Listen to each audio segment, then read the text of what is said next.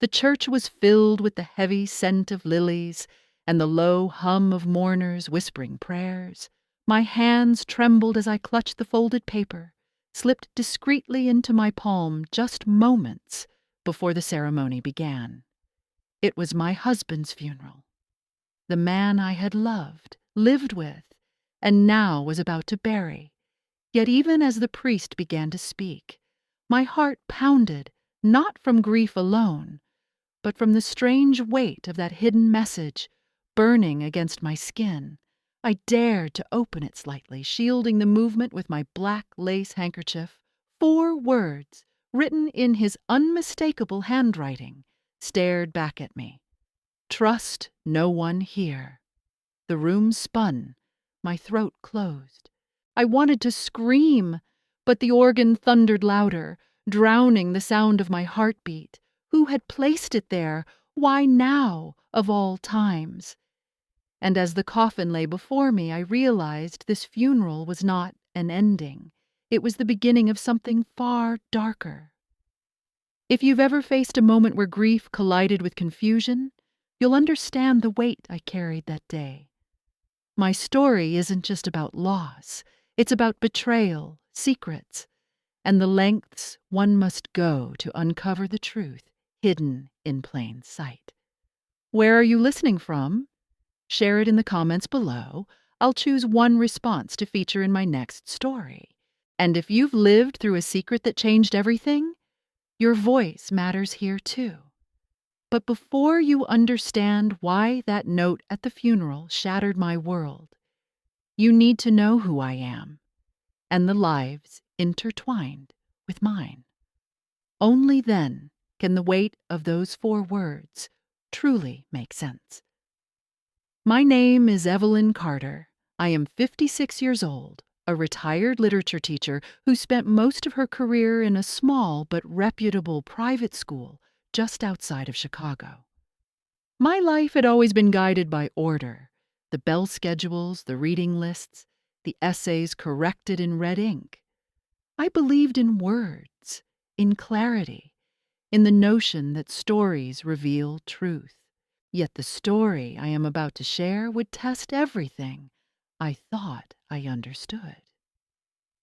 For nearly 3 decades, I was married to Richard Carter. He was 62 when he died, a man admired by neighbors and colleagues alike. Richard built his reputation as a financial consultant, one of those steady, dependable men people trusted with their savings, their retirements, their hopes for the future. We lived in a red brick house with ivy curling across the porch railing, a house we paid off slowly, year by year, until the mortgage was finally ours. That home was valued at close to $600,000, though to me it was priceless. Every corner filled with memories, from the crack in the kitchen tile we never fixed to the oak tree in the backyard that Richard swore he'd cut down but never did. Richard and I had one daughter, Claire. She is 28, ambitious, and determined to carve her own path. Claire studied law, graduated near the top of her class, and now works long hours at a firm downtown. Her relationship with her father was complicated. Richard admired her intelligence, but often clashed with her stubbornness. I often found myself in the middle, soothing sharp words or reminding each of them that their temper came from the same place. Still, despite the conflicts, their bond was undeniable. Another central figure is my son-in-law, or rather, my almost son-in-law. His name is Daniel Reeves, 32, a rising entrepreneur who always had one eye on opportunity. Claire and Daniel had been engaged for nearly a year at the time of Richard's passing. Their wedding was scheduled for the following spring. Daniel charmed easily, spoke with confidence, and knew how to command a room. But behind closed doors, Richard questioned his integrity. He once told me, "Evelyn, a man who smiles too quickly, often hides a blade behind his back." I laughed it off then, thinking Richard was being protective. Now I wonder if he saw something I chose not to. Our circle also included Richard's younger brother, Thomas. At 58, Thomas was the opposite of Richard, restless, risk-taking, always caught between ventures that promised much but delivered little. He had borrowed money from Richard more than once, sums that added up to tens of thousands of dollars. Their relationship was strained because of it. Still, Richard could never entirely shut his brother out. Family was family, even when it bled you dry. And then there was Margaret Fields, my closest friend and confidant. She lived just 2 blocks away and had been by my side since Claire was born. Margaret was practical, grounded, a woman who believed every problem had a solution, if only you looked hard enough. She had been the first to arrive at the hospital when Richard collapsed, and she stayed with me through every late-night phone call, every meeting with doctors, and finally, every painful arrangement for the funeral. Our household, at least on the surface, seemed respectable, steady, enviable even.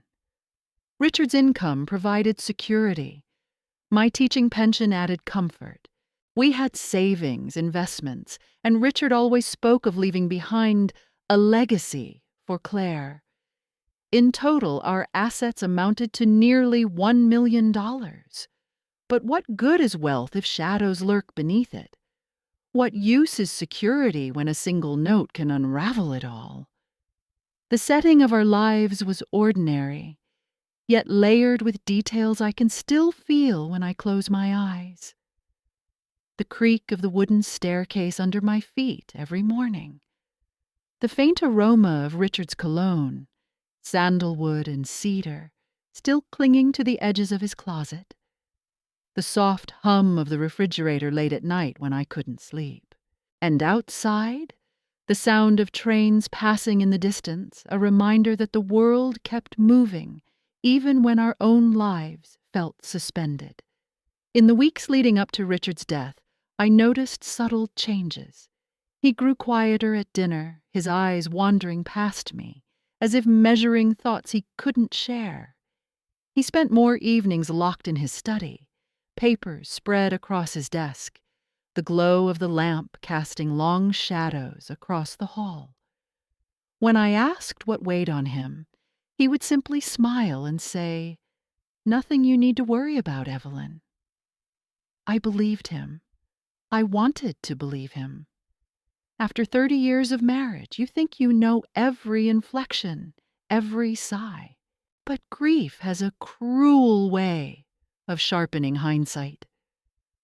Looking back, I realize those were warnings I ignored. On the morning of his funeral, as I buttoned my black dress and adjusted the string of pearls Richard once gave me for our anniversary, I tried to steady myself. I thought the hardest part of the day would be saying goodbye. I thought my role was to endure the sorrow with grace, to hold Claire's hand as we laid her father to rest, to greet mourners with polite nods, even as my heart ached. But fate, it seemed, had different plans. That note, those 4 words, would not only change how I remembered my husband, but also force me to question every relationship I thought I could rely on. The funeral was not closure. It was a door swinging open into a labyrinth of secrets I hadn't even known existed. And so, as the shadows of the past began to stir, I found myself retracing every step of our lives, wondering, who could I truly trust? What I didn't know was that the note in my hand was only the first signal, the faint tremor before the earthquake. The funeral continued with solemn order, the priest reciting verses, the choir singing softly, their voices carrying through the vaulted ceiling like a fragile thread. But my focus was locked on that piece of paper. Trust no one here. The words pulsed in my mind like a drum beat. After the service, mourners approached one by one, offering condolences. Some hugged me, some whispered promises of prayers, others pressed tissues into my hands. I nodded, smiled faintly, and moved mechanically, as though my body were performing a role while my mind burned elsewhere. Each face I looked at carried suspicion now. Which of them had slipped me the note? When the last hymn faded, we moved outside for the burial. The autumn wind was sharp, carrying the scent of damp earth and fallen leaves. Claire clung to my arm, her eyes swollen red from crying. Daniel stood just behind her, one hand then placed too tightly on her shoulder, as though claiming possession rather than offering comfort. His watch gleamed under the gray sky, catching my eye, and I felt a ripple of unease. The casket was lowered into the ground. I dropped a white rose, its petals brushing the polished wood before disappearing into shadow. My fingers still ached from clenching the note so hard. When I finally loosened my grip, I noticed something. Faint smudges of ink along the crease, as if the message had been hurriedly written, folded in haste, then slipped into my palm with precision. Whoever had done it had planned for me and me alone to read it. After the burial, family gathered in the church hall for the reception. Food trays lined the tables, the aroma of coffee and baked ham mingling with the bitterness in my chest. I kept the note hidden in my clutch purse, my fingertips brushing it again and again, needing to confirm it was real. That was when Margaret, my dearest friend, pulled me aside. Her hand was warm on mine, her eyes steady. "Evelyn," she whispered, "there's something you should see." She slipped a small envelope into my hand, sealed, unmarked. My breath caught. "Where did you get this?" I asked, my voice low, tight. Margaret glanced around, lowering her tone. "It was left in Richard's study. I found it when I went to your house yesterday to bring food for today. I didn't open it, but I think he meant for you to have it." My knees nearly buckled. 2 messages, both within hours of each other, both from Richard, or were they from different sources? I excused myself, retreating to a quiet corner near the coat rack. My hands shook as I tore the seal. Inside was a single sheet, lined, written in Richard's precise handwriting. "Evelyn, if you're reading this, then I've failed to stop what's coming. You must look into the accounts. There's money missing, more than you know. And it isn't just numbers, it's lives.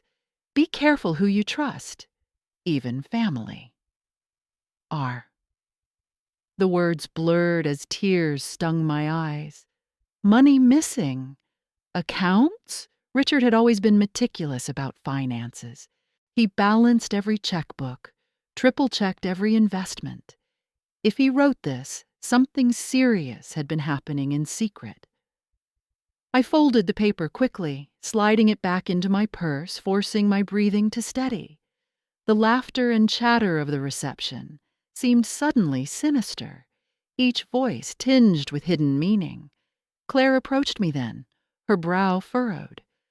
"Mom, are you all right? You look pale." I forced a weak smile. "Just tired, sweetheart. It's been a long day." Daniel stepped closer, his eyes sharp as he studied me. "If there's anything you need, Evelyn, you know you can count on me." His tone was smooth, but something in the way he held my gaze made the hair rise on the back of my neck. 2 notes, 2 warnings, and a secret about money that Richard never told me. I pressed my purse tightly against my side, the weight of both messages heavier than any coffin. This was no longer just grief. It was the start of a mystery that would demand everything from me, but the unease I felt at the reception was only the surface. What waited underneath was darker, more intricate, and far more personal than I ever imagined. That night, when the house finally fell silent and the last of the mourners had gone home, I sat at Richard's desk. The study still carried his scent. Sandalwood cologne mixed faintly with the tang of ink and paper. The lamp cast a warm glow over the stacks of documents he had left behind. I placed both notes side by side, the cryptic, "Trust no one here," and the longer message about missing money. The handwriting matched, sharp loops, deliberate strokes. There was no doubt in my mind. Richard had left me a trail, and he wanted me to follow it. The desk drawers opened stiffly. Inside, I found files arranged with his usual precision: tax returns, bank statements, investment portfolios. But tucked between them was something out of place. A thin folder without a label. My pulse quickened as I slid it open. Inside were photocopies of wire transfers, amounts ranging from $5,000 to $50,000, all drawn from our joint savings account. Over the course of 6 months, nearly $200,000 had vanished. I covered my mouth to stifle a gasp. The transactions were routed through a series of shell companies, each with unfamiliar names: Northbridge Holdings, Silverline Capital, Westvale Group. On the surface, they looked legitimate, but the deeper I looked, the clearer it became. This was money siphoned, hidden behind corporate veils. A sticky note was attached to one copy in Richard's hand again. Daniel. Involved. Confirm before revealing. I dropped the paper as though it had burned me. Daniel? My daughter's fiancé. The man who stood beside her at the funeral with polished shoes and sympathetic eyes. Richard had suspected him, or worse, confirmed his involvement. The room seemed colder. The hum of the refrigerator down the hall felt louder, the night pressing against the windows heavier. If Daniel had been stealing from Richard, what else was he capable of? And why had Richard chosen to keep this from me until it was too late? I spent hours combing through the files, piecing together fragments like a puzzle. One document in particular caught my attention: a loan agreement between Richard and his brother Thomas. It detailed a sum of $50,000 for investment in new ventures. The document was signed, but not dated, and no repayment terms were clear. At the bottom, another note in Richard's handwriting read, "Leverage against Thomas." 2 suspects, 2 men close to Richard, one bound by blood, the other about to join the family by marriage, and both tied, somehow, to money that had disappeared without explanation. The sound of footsteps startled me. Claire appeared in the doorway, wearing her robe, her hair disheveled. "Mom, it's past 2 in the morning. What are you doing?" I closed the folder quickly. "Just trying to feel close to your father, going through his things." She walked in, rubbing her arms. "I know this is hard, but you should rest. Dad wouldn't want you torturing yourself like this." I nodded, forcing calm into my voice. "You're right. I'll go to bed soon." But as she leaned down to hug me, I caught the faint scent of her perfume, lavender, soft and familiar, and I wondered, did she know anything? Did she suspect Daniel? Or worse, was she already entangled in whatever Richard had uncovered? When Claire left, I reopened the folder, tracing Richard's notes with my finger. A decision formed in me. I couldn't confront Daniel directly, not yet. I needed proof, undeniable evidence, and I needed to do it quietly. The next morning, I arranged a meeting with Margaret. Over coffee at her kitchen table, I laid out the documents in front of her. Her eyes widened as she scanned the transfers. "Evelyn, this is serious. If Daniel is behind this, Claire could be in danger. Not just financially, but personally. Men who steal like this, they don't stop at money. I know, I whispered, my voice shaking. But how do I prove it? How do I protect her without tearing her world apart? Margaret leaned closer, lowering her voice. Follow the trail. Every transaction leaves a footprint. If Richard started it, you can finish it. But you'll need help. Someone who understands finance better than us. Her words echoed later that day as I sat alone again in the study. Help. Who could I trust? Thomas was out of the question. Daniel even more so. Claire was too close to the heart of it. That left me with only one option, Richard's old colleague, a man named Henry Collins. Henry had worked with Richard for nearly 15 years before retiring. He was meticulous, honest, and had always treated me with quiet respect. I found his number in Richard's contacts and dialed. "Evelyn," Henry said, his voice lined with age and concern. "I was expecting your call." The statement sent a chill through me. Expecting it? Why? There was a pause on the line, the faint crackle of static. Then Henry sighed. "Richard warned me something might happen. He said if you ever reached out, it meant the worst had come.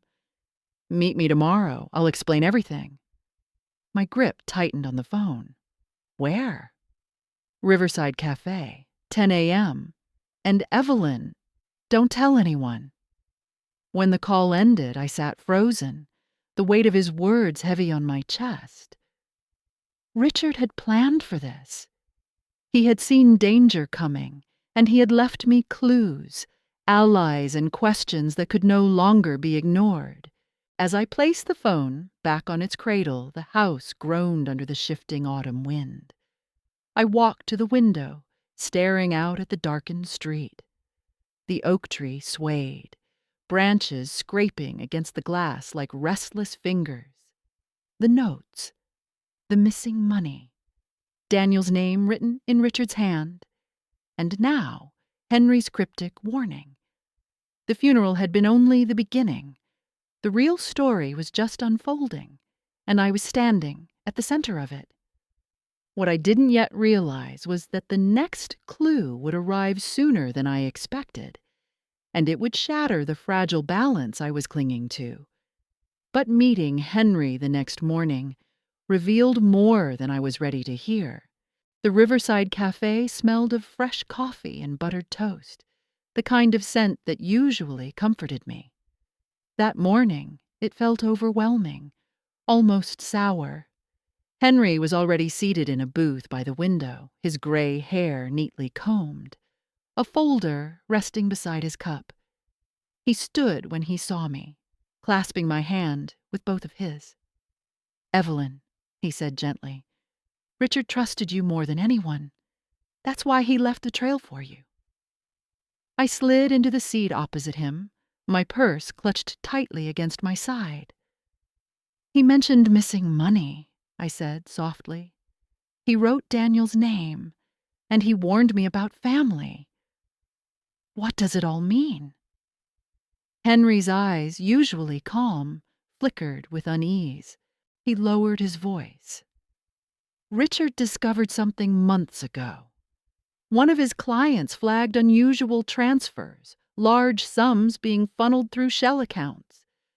At first, he thought it was an external scam, but when he traced the signatures and access codes, he realized the pattern pointed closer to home."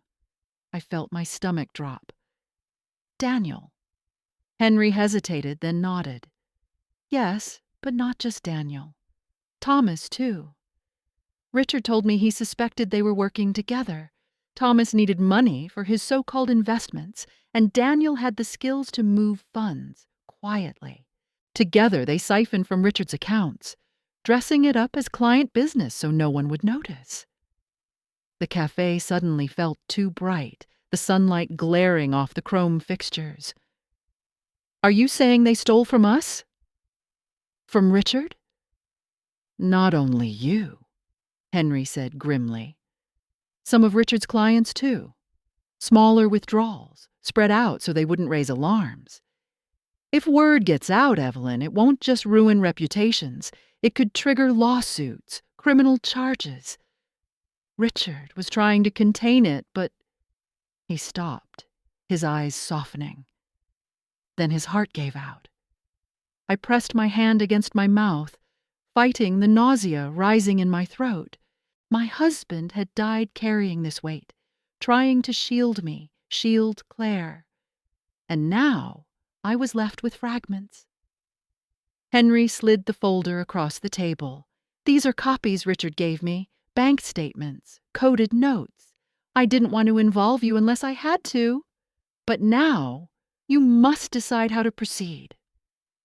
I opened the folder with trembling hands. Inside were highlighted transfers, annotated margins in Richard's careful script.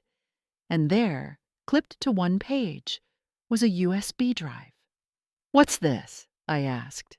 Henry's voice dropped lower. "Richard told me it contains recordings, meetings, conversations, proof. He wanted you to have it if he couldn't finish the fight himself." I held the drive like it was a live wire. Proof. Hard, undeniable proof. But also a danger I barely understood. Before I could ask more, my phone buzzed. A message from Claire. "Mom, where are you?" "Daniel says we need to talk. Urgent." I froze, the phone cold in my palm. Daniel knew I was digging. He must have sensed it. Henry leaned forward, his eyes sharp. "Evelyn, listen to me. Don't meet him alone. Not until you know exactly what he's capable of." I nodded, slipping the USB into my purse. "I won't." But even as I said it, I knew Daniel wouldn't give me time. He was already moving. When I returned home, Claire and Daniel were waiting in the living room. Claire's eyes were puffy, her hands twisting nervously in her lap. Daniel stood tall, his suit jacket perfectly pressed despite the early hour, his smile thin and controlled. "Evelyn," he said smoothly, "we need to go over some of Richard's estate matters. There are documents that require your signature." His tone was polite, but beneath it I heard something sharper. Pressure. Urgency. I sat carefully across from them, clutching my purse. "Estate matters can wait until the lawyer finalizes the will. That's the proper process." Daniel's smile faltered for the briefest second. "Of course, but there are time-sensitive accounts. If we don't act quickly, funds could be frozen." Frozen. The word echoed. Was he worried about losing access to stolen money? Claire reached for my hand. "Mom, Daniel's just trying to help. Dad trusted him with so much—" Her words cut like a blade. Trusted him. Did she have any idea what he'd been doing? I forced a smile, hiding the storm inside me. "I appreciate your concern, Daniel, but I'll wait for legal counsel." His jaw tightened, though his voice stayed smooth. "Very well." But delays could be costly. That night, long after they left, I plugged the USB into Richard's laptop. The screen flickered, and a list of audio files appeared. My heart hammered as I clicked the first one. Static. Then Richard's voice. Calm, deliberate. "Daniel, I can't approve these transfers without proper documentation. Where's the client's consent?" Daniel's voice answered, smooth and confident. "Richard, trust me. This is temporary. The funds will be replaced." No one will ever know. I gripped the edge of the desk, my nails digging into the wood. Proof. Clear, undeniable proof. Another recording played Richard confronting Thomas. "You can't keep borrowing money like this. 50,000 is not pocket change. You're dragging me into something I don't want." Thomas's reply was bitter. "You owe me, brother. You always had the stable life. the house, the respect. This is my chance, and you'll help me whether you like it or not. The bitterness in his tone chilled me. This wasn't just about money. It was envy, resentment, years of rivalry curdled into something poisonous. Mini twist. It wasn't Daniel alone. It wasn't Thomas alone. Together they had built a scheme out of greed and resentment, exploiting Richard's trust until it collapsed under its own weight. I sat back, my head pounding, my breath shallow. Every bond I thought was secure, family, love, loyalty, was unraveling. And the worst part was knowing Claire was still tied to Daniel, blind to his true face. As dawn broke, streaks of gray light slanting through the curtains, I knew what I had to do. Protect Claire, expose Daniel and Thomas, and survive the storm they would unleash when they realized I had Richard's evidence. But before I could act, the first obstacle arrived. That afternoon, a letter came in the mail from the bank. Our joint accounts, mine and Richard's, were frozen pending investigation into suspicious activity. My access to funds, my financial security, everything I relied on, locked beyond reach. Someone had moved faster than me. Someone knew I had begun to dig. The note at the funeral had warned me. Richard's messages had confirmed it. The recordings had revealed their voices. But this was the first blow against me personally, and it would not be the last. But the freezing of our accounts was only the beginning of the war. The letter from the bank lay on the table like a threat, its official language cold and clinical. Suspicious activity under review, access temporarily suspended. Suspended. That meant I couldn't touch a cent of our savings, not even for groceries or bills. Richard had always prided himself on providing security, and now, less than a week after his burial, everything he built was in jeopardy. I pressed the paper flat with trembling hands, my mind racing. This wasn't just inconvenience. This was strategy. Someone wanted me cornered, vulnerable, too distracted to keep digging. I called Margaret, my voice tight. They froze the accounts. All of them. Her intake of breath was sharp. Evelyn, that's deliberate. They're trying to push you into desperation. Whoever's pulling the strings knows you have Richard's files. Her words confirmed what I already feared. The question was, how far would they go to silence me? That night, I returned to the recordings on the USB, searching for something, anything, that could shift the balance back in my favor. Hours passed, the house silent except for the faint ticking of the mantel clock. Then I found it. A file labeled March 12. I clicked. Richard's voice, strained, almost angry. "You're asking me to commit fraud, Daniel. Do you realize what you're suggesting? This could put clients in danger. I won't do it." Daniel's reply was chillingly calm. "If you won't, then step aside. Others are willing. And remember, Richard, you're not as untouchable as you think." A pause, then the sound of papers shuffling, and another voice, Thomas's, bitter, mocking. "Maybe it's time the great Richard Carter realized he's not in control anymore." My blood ran cold. Richard hadn't just suspected. He had confronted them, and they had pushed back. This wasn't theft in the shadows.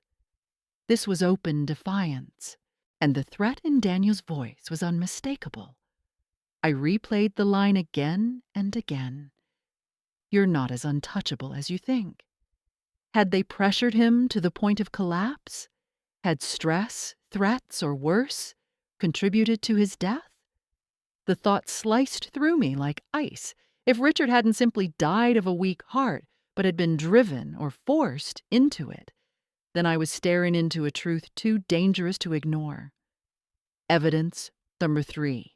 Clear, heavy, undeniable. Richard's own voice capturing Daniel and Thomas conspiring. I copied the files onto a separate flash drive, slipping it into a hollowed-out book on the shelf. Insurance. If anything happened to me, I wanted the truth to survive. The next morning, Claire appeared in the kitchen, her face pale. "Mom, Daniel says the bank situation will ruin us if you don't sign some papers. He says Dad would have wanted you to be practical." I swallowed hard. "Claire, listen to me. Your father didn't trust Daniel. He left proof. Documents, recordings, Daniel and Thomas stole from him." Her eyes widened, then narrowed with disbelief. "That's impossible. Daniel loved Dad. He's trying to help us now." "Claire," I said, my voice breaking. "I have his voice on tape." Richard confronted them. He knew. She shook her head, tears brimming. "No, no, you're letting grief twist everything. Daniel wouldn't—" Before I could answer, the front door opened. Daniel stepped in, his smile practiced, his voice smooth. "Evelyn, Claire, I hope we can put emotions aside and discuss solutions." The brazenness of it nearly undid me. He had walked into my home, calm as ever, while my husband's warnings still rang in my ears. I stood, my heart pounding. There will be no more discussions until lawyers are present. This ends now. For the first time, Daniel's mask slipped. His smile tightened into a sneer, his eyes cold. "You're making a mistake." "Maybe," I replied, gripping the back of the chair to steady myself. "But it's mine to make." He stared at me for a long moment, then turned sharply and left, Claire chasing after him in tears. The slam of the door echoed through the house like a gunshot. That was the point of no return. I had declared war on Daniel, and he knew it. Later that evening, a call came from an unknown number. I hesitated, then answered. A man's voice, low and urgent. "Mrs. Carter? This is Detective Harris from the Financial Crimes Unit. Your husband contacted me weeks before his death. He said if anything happened, I should reach out. Can we meet?" My breath caught. "Yes. When?" "Tomorrow morning, 9 o'clock. Don't bring anyone. And Mrs. Carter, be careful. You're in deeper than you realize." When the line clicked dead, I sat in the silence of the kitchen, the smell of cooling coffee lingering in the air. The detective's words settled heavy on me. In deeper than you realize. Richard had left me breadcrumbs, yes, but what lay ahead was no longer just about family betrayal. It was a crime large enough to draw the attention of law enforcement. And if Daniel and Thomas knew the walls were closing in, they wouldn't go quietly. I locked the doors, double-checked the windows, and placed Richard's evidence under my pillow as though it were a weapon. Sleep didn't come, only restless dozing, interrupted by every creak of the house. When dawn finally broke, I looked at myself in the mirror.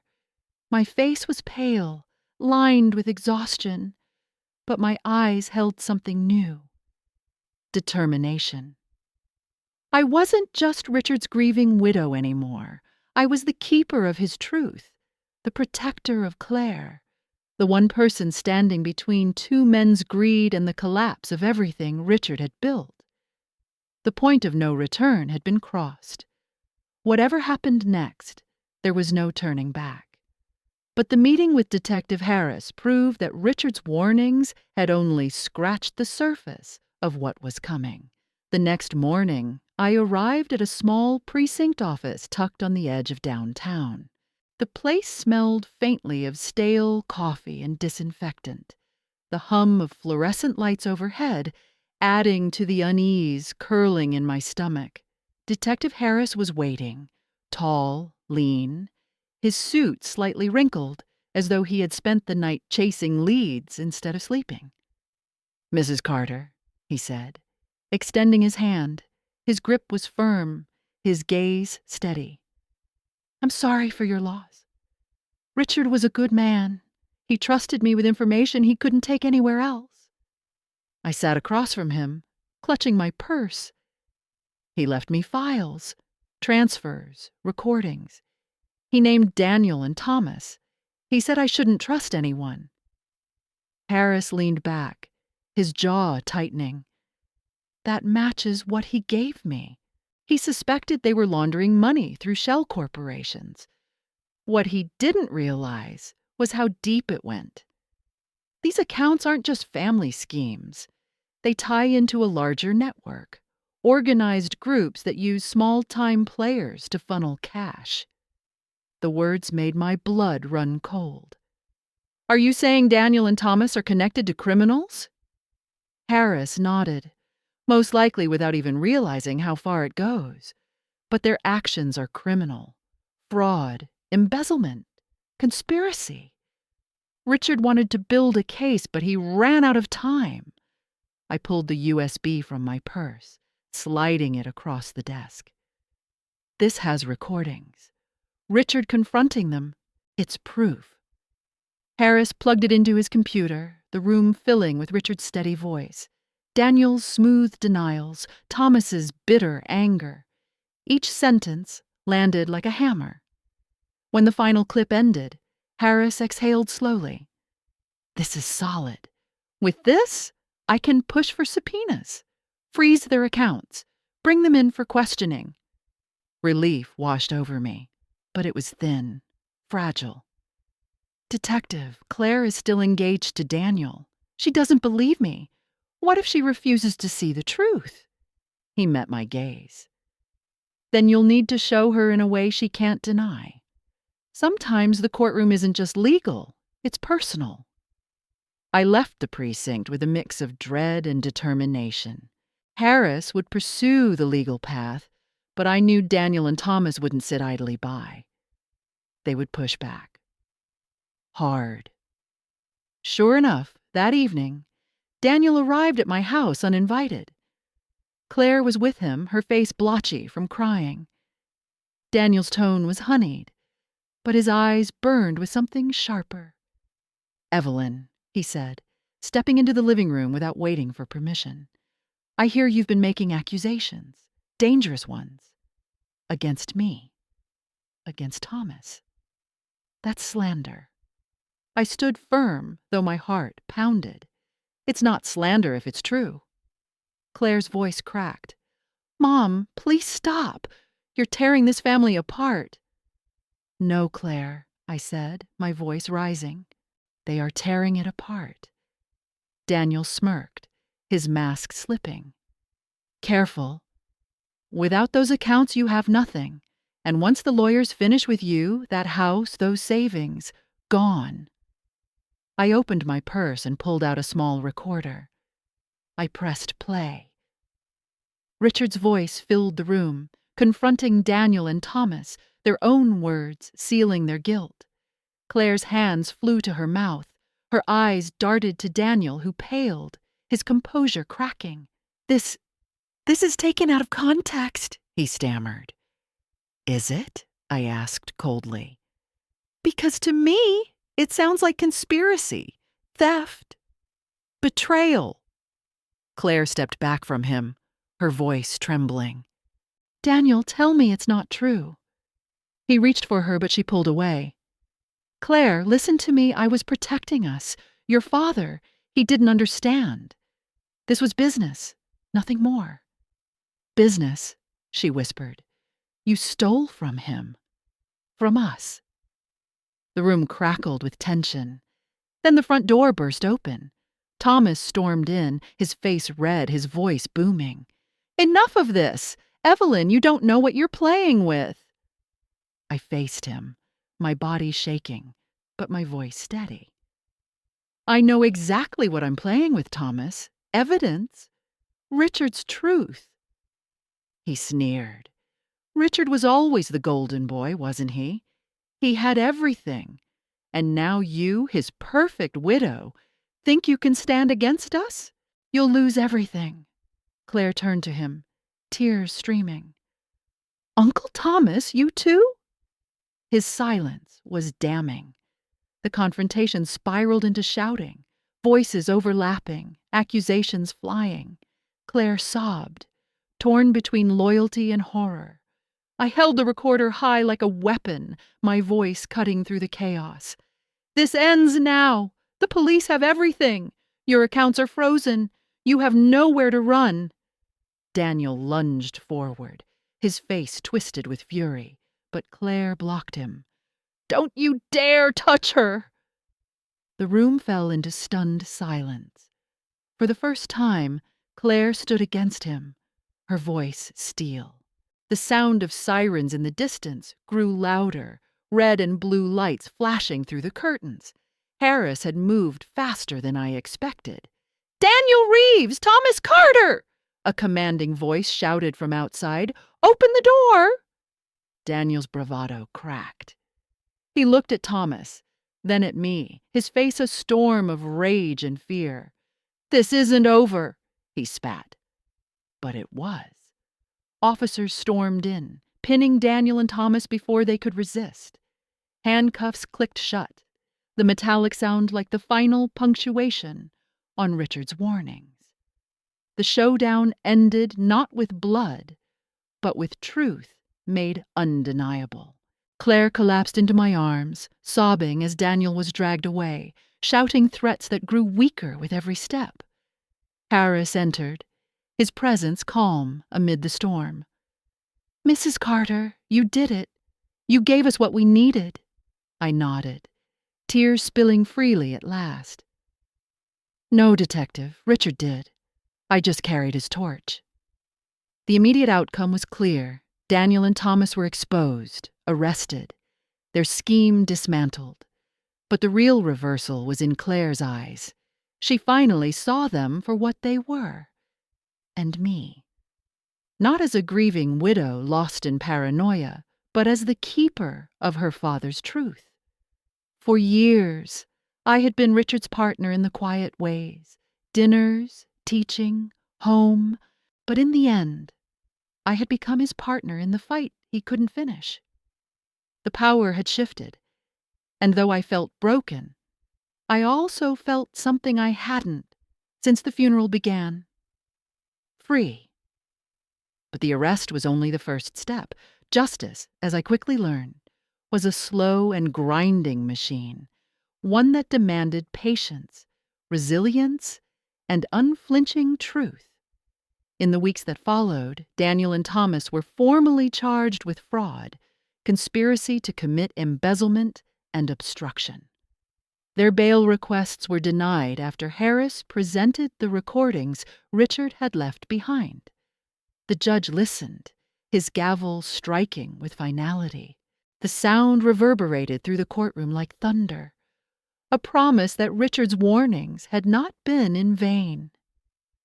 Claire sat beside me during each hearing.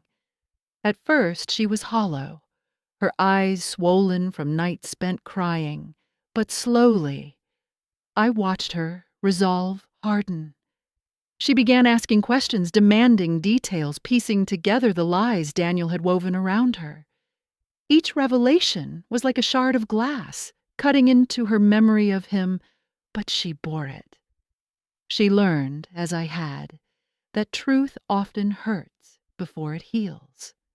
Financially, the numbers told their own story. Of the nearly 200,000 siphoned from Richard's accounts, about 150,000 was traceable. The court ordered restitution, freezing Daniel's business assets and liquidating Thomas's failed ventures. It was not everything Richard had lost, but it was something tangible, a clawed-back piece of justice. Legally, the sentences were harsh but fair. Daniel was given 12 years in federal prison, his smooth charm crumbling the moment the sentence was read. Thomas, whose cooperation came late and begrudgingly, received 8 years. He avoided the maximum only because he admitted enough to confirm the paper trail, yet his bitterness never left his eyes. Even in chains, he muttered that Richard had always won. The house, once threatened, was secured by court order. Our savings, though bruised, stabilized again under legal protection.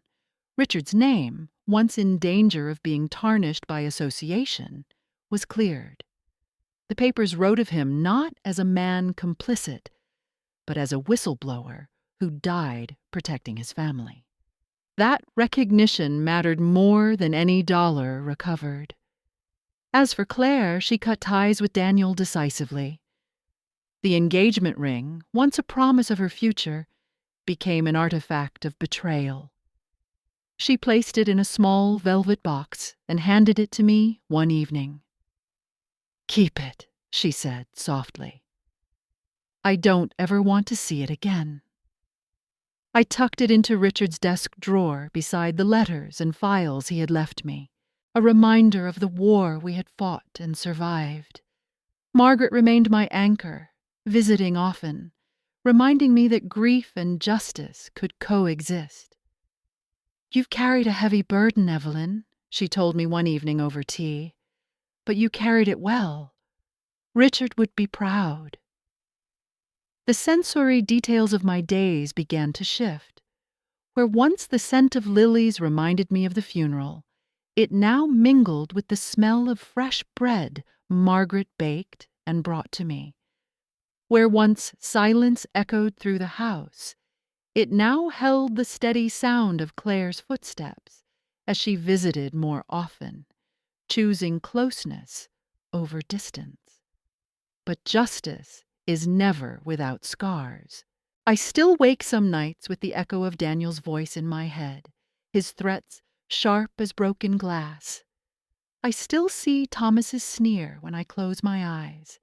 Yet alongside those shadows lives something stronger. Richard's voice, preserved in recordings, telling the truth even when the cost was high. 3 measurable outcomes stand clear. First, the legal sentences. Daniel and Thomas will not touch freedom for years to come. Second, the financial settlement, imperfect but real, preserving the home Richard built for me. Third, Claire's liberation, not just from Daniel, but from the illusion that love can excuse deceit.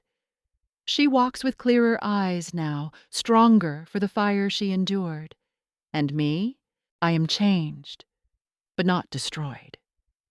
I've learned that silence can carry messages louder than shouts, that hidden notes can alter destinies, and that even in death, Richard guided me. His warnings, his files, his courage, these were the compass points that steered me through the storm. The world outside my window continues as it always has. Trains rumble in the distance. The oak tree sways in the wind. The house creaks in familiar places. But I live differently now. Each creak, each sound, reminds me not of fragility, but of endurance. Justice was not clean, not whole, but it was real. And in that, I found enough. But the true ending of my journey was not delivered by the clang of a judge's gavel or the sight of Daniel and Thomas being led away in handcuffs. The ending was quieter, slower, and found in the days when silence returned to the house, and I finally had to live with what was left. At first, I struggled with that silence. The house creaked in ways that unsettled me. Every sound felt like an echo of betrayal, yet over time, those same sounds transformed. The hum of the refrigerator at night reminded me that life continues. The oak tree scratching the window became a reminder of roots that survive every storm. The faint scent of Richard's cologne on his old jacket comforted me, proof that love lingers even after death. From these quiet days, 2 moral lessons stand out. The first is that silence does not protect. Richard kept too much from me, thinking it would spare me. But secrecy gave Daniel and Thomas time to grow bold. His final act, leaving notes and recordings, saved us. Speak your truth early. Ask the questions you fear. Secrets buried too long rot and poison the soil around them. The second lesson is that loyalty must have boundaries. Thomas believed being Richard's brother entitled him to endless forgiveness. Daniel assumed love with Claire would shield him from scrutiny. They were wrong. Loyalty without accountability is not love, it is surrender. I learned that setting boundaries is not cruelty, but protection. Without boundaries, betrayal is inevitable. 3 measurable consequences show why these lessons matter. First, Daniel received 12 years in federal prison, his charm stripped away, his reputation destroyed. Second, Thomas was sentenced to 8 years, his envy finally caged. Third, our family's financial stability, once shattered, was restored. Our house saved. Our accounts secured. Richard's name cleared. These outcomes were not abstract justice. They were tangible, solid victories. And yet, justice is never the whole story. Healing happens in smaller details. Claire, my daughter, now visits often. We sit at the kitchen table drinking tea. She speaks openly of her shame, her regret, her sorrow that she almost married a man who lied so deeply. But she also speaks of resilience. Dad raised me to fight for truth, she says. I see that now. In those words, I hear Richard's legacy alive in her. Margaret, my dearest friend, continues to arrive every Friday with bread fresh from the oven. She fills the house with warmth and steady companionship. When she tells me Richard would be proud, I believe her. She has shown me that chosen family can heal wounds blood relatives create. To those of you listening, my story is not just mine. It is a mirror. Perhaps you have felt unease in your own family. Perhaps you have ignored instincts that whispered warnings. If my story reaches you, let it be a reminder. Do not silence your voice. Do not dismiss your intuition. And do not believe that love requires blindness. If you ever find yourself cornered by betrayal, know that help exists. In the United States, the National Domestic Violence Hotline is 1-800-799-7233. For financial fraud, the Federal Trade Commission has resources at ftc.gov. In other countries, local hotlines and agencies offer similar support. Do not carry the weight alone. Seeking help is not weakness, it is strength. I often visit Richard's grave. I bring lilies, the same flowers that filled the church the day I received that first note. I kneel, press my palm against the cold stone, and whisper, "We did it. They can't hurt us anymore." The wind stirs, the oak tree rustles, and in those moments I feel him, not as a ghost, but as a presence, steady and proud. The story began with a funeral and 4 words. Trust no one here. At the time, they terrified me. Now I see them as a gift. They were Richard's last shield, his final act of love. They forced me to question, to uncover, to act. They carried me from grief into strength. So I leave you with this. Trust yourself. Trust your instincts, your courage, your power to survive even the cruelest revelations. Speak when silence feels easier. Set boundaries when loyalty tempts you to surrender. And never forget that truth, though painful, is the only foundation strong enough to build a future on. If this story resonated with you, share where you are listening from. Each week I choose one comment to inspire the next story.